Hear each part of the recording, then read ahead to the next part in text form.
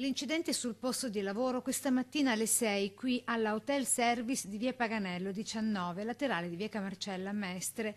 La corsa in ospedale, il lungo intervento per i gravissimi pluritraumi riportati, tutto è risultato inutile.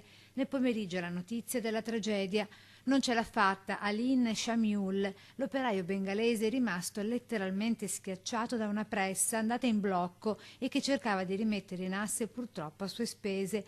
Tra pochi giorni, il 1° luglio, Aline avrebbe compiuto 34 anni. Li avrebbe festeggiati insieme alla giovane moglie connazionale con cui da tempo si era trasferito qui a Mestre, in via Napoli, proprio a pochi passi dal posto di lavoro, dove, dopo il gravissimo infortunio, l'attività è proseguita normalmente, senza alcuno stop né rallentamenti. Qui nessuno vuole parlare né rilasciare una parola di cordoglio per la moglie, rimasta sola. Cordoglio che invece corre sui social la notizia che il 33enne non ce l'ha fatta, morte per la quale ora l'intera comunità bengalese di Mestre si dichiara in lutto. Questa di Aline, da inizio anno, è la 37esima morte sul luogo di lavoro in Veneto.